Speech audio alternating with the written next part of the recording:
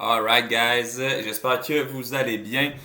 Donc aujourd'hui, vidéo 5 sur ton offre est nulle. Voici pourquoi et comment la refaire. Donc en vrai, une bonne offre, là, ça se vend presque tout seul. La plupart des gens n'en ont jamais eu une. Parce que c'est complexe, tu sais.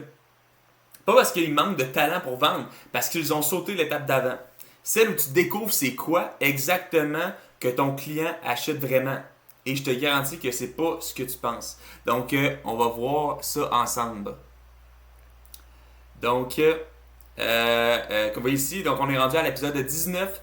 Donc, voyons donc, on est rendu à l'épisode 5 de la série de la masterclass de 19 épisodes. Donc, on a fait le toit. Là, on est rendu à la partie plus au niveau des clients qu'on commence aujourd'hui. Donc, sans plus tarder. Donc, directement. Donc, une bonne offre, ça se vend presque tout seul. Puis la plupart des gens n'en ont jamais eu une. Donc, wow, ouais, j'ai skippé une page. Hein. Donc, le chariot d'hôpital et pourquoi le client ne veut jamais le produit. Donc, quand on a une idée d'offre, le réflexe naturel, c'est de commencer à la construire tout de suite. Donc, un produit, un service, une liste de fonctionnalités, puis c'est exactement l'inverse de ce que font les meilleures équipes de design au monde. L'agent de design idéaux, formé à la méthode de Stanford, l'université de Stanford, a été mandaté pour redessiner un chariot d'hôpital. L'équipe aurait pu commencer à dessiner des concepts dès la première heure. Au lieu de ça, elle a passé 2 jours complets simplement à observer. Suivre des infirmières, des médecins, des patients sans toucher un seul marqueur. Ceux qui l'ont découvert ne se trouvaient dans aucune fiche technique.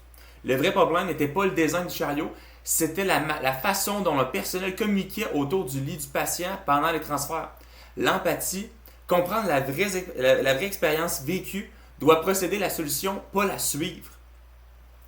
Puis cette idée-là, je l'ai entendue résumée dans un de mes cours en une seule phrase, devenue depuis un classique. Le client ne veut pas une perceuse, il veut un trou. Donc, c'est quoi le output que le client recherche? Toi, ça se peut que tu vas passer full le temps à vendre une perceuse. Tu vois, les designs, comment que la perceuse est, etc. Est belle, est design, ton doigt est bien positionné, tout. Au final, là, le client, il veut un trou. That's it, that's all. Personne n'achète une perceuse parce qu'il aime les perceuses. Il achète la capacité de faire un trou. Et si demain, quelqu'un invente une façon plus rapide de faire des trous sans perceuse, ben, le marché de la perceuse meurt instantanément. Peu importe la qualité du produit, on s'en fout. Un autre réflexe enseignant dans un micro que j'ai eu, pour éviter de bâtir une offre sur un besoin imaginaire, il faut savoir calculer des offres de grandeur avant de se lancer. Donc, un de nos profs nous disait, par exemple, 84 000 repas dans une vie, combien de salons de coiffeur faut-il vraiment, dans le sens que faut mettre des gros chiffres, il faut mettre les chiffres sur les marchés. Donc, justement, il parlait, tu sais, tu manges combien de repas dans une vie? 84 000. Ok, ben il y a un gros marché pour ça. Par exemple, tu t'en vas à la coiffeuse une fois par mois. Il y a 12 mois, tu y vas 12 fois. 12 fois le nombre d'années que tu vas vivre, tu sais. Fait que ça fait que tout le monde a besoin d'aller à la coiffeuse, tu sais. Fait qu'il y a un besoin, tu sais. C'est une façon de renforcer une réflexion réaliste sur la taille véritable d'un besoin. Donc, tu vois le besoin. Donc, le client ne veut pas une perceuse, il veut un trou. Donc, calibrer le marché, donc 84 000 repas dans une vie, il y a un besoin là. Combien de salons de coiffeur faut-il vraiment? T'sais, il y en a plein des salons de coiffeur, mais c'est parce que le monde se font coiffer souvent. T'sais. Fait que ça force la réflexion réaliste, pas une intuition optimiste. Puis ça, c'est des évidences. C'est un coiffeur puis repas. Là, faut prendre, ça prend pas nécessairement une grosse recherche pour savoir que ça prend beaucoup de coiffeurs et beaucoup de repas, mais si t'es dans des industries peut-être plus nichées un peu, je sais pas, peut-être la suspension, tu sais, mais peut-être bien que tous les camions ont des suspensions, puis comme peut-être bien que, je dis des affaires au hasard, mais peut-être bien que les suspensions ils vont changer une fois tous les 5 ans, peut-être bien, tu sais. Puis il y a combien de camions qui roulent, c'est quoi les chances que ça brise, tu sais. Bon, ben, tu sais. Fait que tu vois qu'il y a un marché, il y a un besoin quand tu mets les chiffres là-dessus. Une fois que tu sais c'est quoi le vrai trou que ton client a besoin, veut creuser, puis où exactement dans ton business se cache la valeur réelle que tu peux vendre. Puis c'est là que la réponse peut souvent surprendre. Donc, Nespresso, il ne vend pas des machines à café.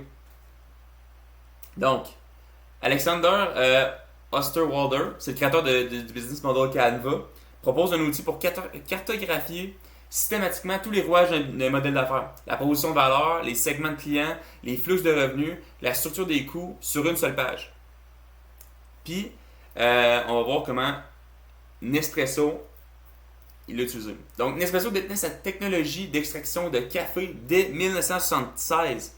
Pendant des années, l'entreprise a essayé de vendre la machine comme le produit. Ça n'a presque pas décollé. C'est en appliquant une analyse de type business model Canva que l'entreprise a réalisé que le vrai business n'était pas dans la machine, c'était les capsules. Le modèle Razor and Blade vend le rasoir presque à perte pour générer une dépendance récurrente sur les lames, comme vos rasoirs que vous avez. Appliqué au café. Tu fais la même chose, mais pour le café, avec les petites capsules. Puis la machine est devenue une porte d'entrée. Les capsules sont devenues le moteur de revenus réels. Donc, ils vendent la machine, vendue presque à perte. Puis ça fait que tu peux vendre tes capsules, qu'eux, ils ont des grosses marges, puis que le monde a du recurring à aller acheter ça souvent. Cette même idée, la vraie valeur n'est jamais où on pense. Cette idée-là est enseignée dans mes cours au travers de 3 niveaux, le outcome, le process puis le product. Les outcomes, donc en haut, c'est le résultat concret livré au client, sont le levier le plus important. Le outcome, c'est qu'est-ce que le client va avoir comme résultat. Le process, c'est la méthode unique qui rend l'offre difficile à copier. Ce qui vient ensuite. Puis le produit ou le service, donc au bas, c'est souvent copiable par n'importe qui. Tu sais? Mais comme toute attente, le moins différenciant des trois, c'est le product. Tu sais?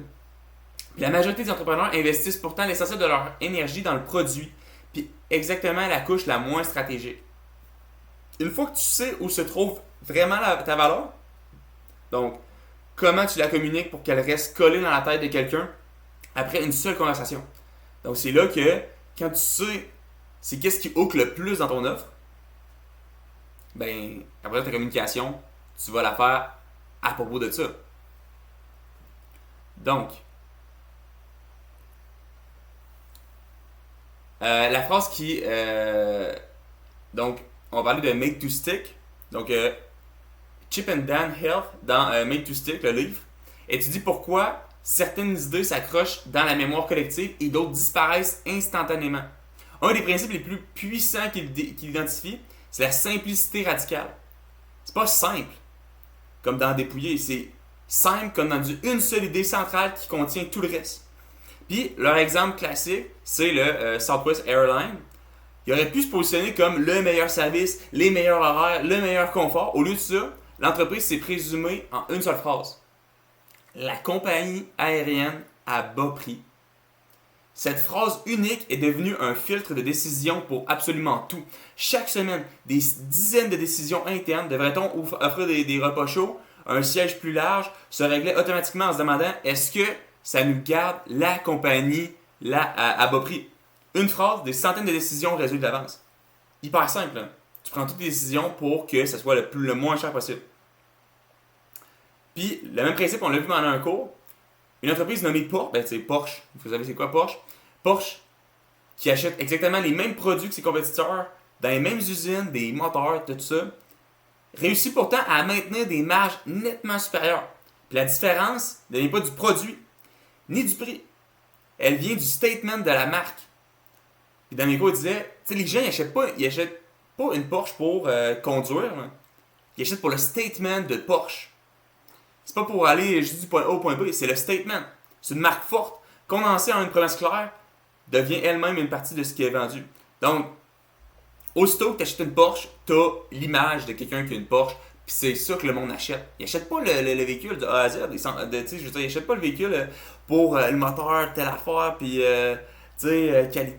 Non, c'est le statement, c'est l'image qui va projeter d'acheter une Porsche. C'est ça que Porsche, la compagnie, elle vend pas des chars, elle vend un statement. On sait maintenant où trouver le vrai besoin, où se cache la vraie valeur et comment la dire en une phrase. Reste une dernière étape, celle que presque personne ne fait. Transformer tout ça en un chiffre qu'on peut réellement améliorer. Donc, ici Porsche, donc exactement les mêmes produits que les compétiteurs, mais les gens payent pour le statement, exactement.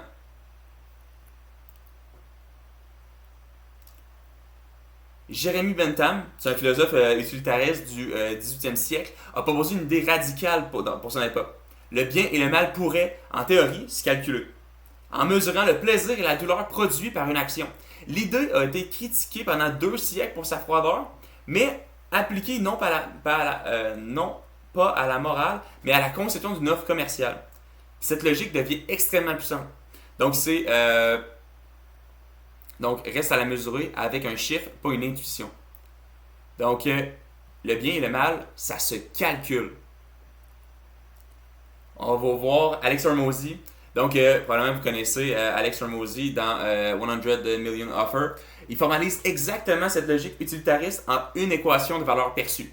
Donc, la valeur plus la probabilité de réussite fois le résultat rêvé divisé par le délai fois l'effort / les sacrifices perçus. Puis une offre devient irrésistible quand le client perçoit une autre probabilité de réussir, un résultat qu'il désire vraiment, livré rapidement, avec peu d'efforts de sa part. Et voici ce que ça change concrètement. Une offre, au lieu d'être un sentiment vague, donc je pense que je fais une bonne affaire, devient 4 leviers précis sur lesquels tu peux agir directement.